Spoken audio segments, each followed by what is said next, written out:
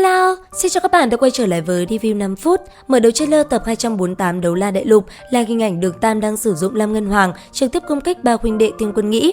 Ngay trong nháy mắt, Lam Ngân Hoàng quấn quanh ba con hồn thú kia, cường lực rất nhanh co rút lại, liền lúc phóng xuất ra độc tố có tính ăn mòn. Nhưng đúng vào lúc này, dị biến đột nhiên sinh ra, thân thể ba con Tiên Quân Nghĩ Hoàng bị quấn quanh, đồng thời hướng thẳng sang các hướng khác nhau.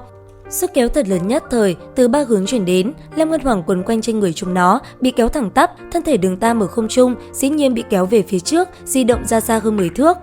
Một kích đầu tiên khiến song phương không ngừng thất kinh, đánh giá về nhau, làm cho Đường Tam khó hiểu là ba con kiến kia hợp lực lại có thể kéo được thân thể hắn đang cầm tam xoa kích về phía trước.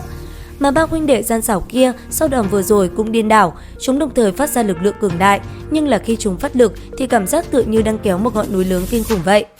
Trong nguy hiểm, Đường Tam chỉ có thể dùng Hải Thần Tam xoa kích quấn lên Lam Ngân Hoàng để tránh sức kéo cường đại trực tiếp tác dụng ở trên chính thân mình. Vào lúc này, trong đầu Đường Tam không khỏi hiện ra lời từng nói của đại sư. Một con kiến có sức nặng rất nhỏ, nhưng phải để ý, chúng có thể nâng đến được hơn 100 lần trọng lượng cơ thể. Nếu như đơn thuần dựa theo tỷ lệ tuyệt đối mà nói, cái này tương đương với một người cân nặng 200 cân phải nâng lên 1 vạn cân. Mà Tiên Quân Nghĩ là hồn thú, trong các loài kiến, nó chính là có lực lượng lớn nhất. Lực lượng của nó dùng cân nặng, tỷ lệ càng là đạt tới 100 lần. Nghĩ đến đây, hồn cốt của Thái Thản Cự Viên ở cánh tay trái Đường Tam trực tiếp tác dụng trên Hải Thần Tam xoa kích, sức nặng 10 vạn 8 ngàn cân của thanh kích này thoáng chốc có tác dụng. 3 cân Lam Ngân Hoàng trong nháy mắt buộc chặt, lôi kéo đồng thời dừng lại, bắn ngược ba con hồn thú kia quay về. Trong khi chúng bắn ngược lại, Lam Ngân Hoàng đồng thời bị nghiền nát, tiếng nổ đùng phát ra chói cả tai. Lam Ngân Hoàng có thể cứng cỏi đến trình độ như thế đã là không dễ dàng rồi. Ba con Tiên Quân Nghĩ Hoàng vào lúc này đều bày ra một động tác kỳ quái, kể cả chân trước, 6 chân của chúng hoàn bộ vung lên mà chỉ có bụng phủ phục trên mặt đất, lẳng lặng nằm ở nơi đó bất động, tựa như giống lúc trước chờ đợi Đường Tam công kích. Đường Tam không nhịn được cười, ý niệm vừa động, hào quang kim sắc phá lưng trôi ra, Bát Chu Mâu từ sau lưng kéo dài ra, cảm giác sau lưng Bát Chu Mâu xuất hiện làm toàn thân thuộc tính của Đường Tam đại tăng. Ngay khi Đường Tam rơi xuống đất, 6 chân của ba huynh đệ Tiên Quân Nghĩ Hoàng đồng thời đánh ra ở trên mặt đất. Lực lượng kinh khủng đánh xuống mặt đất mang cho bọn họ lực phản chấn rất mạnh, nhưng chúng cũng đồng thời hướng phía Đường Tam vọt lại phát động phản kích.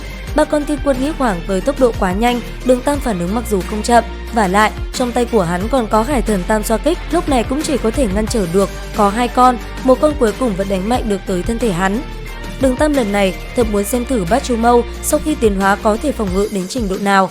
Vì vậy, khi con kiến kia phóng đến, hắn hướng trộn cứng nhất của ngoại phụ hồn cốt đến một đòn kia.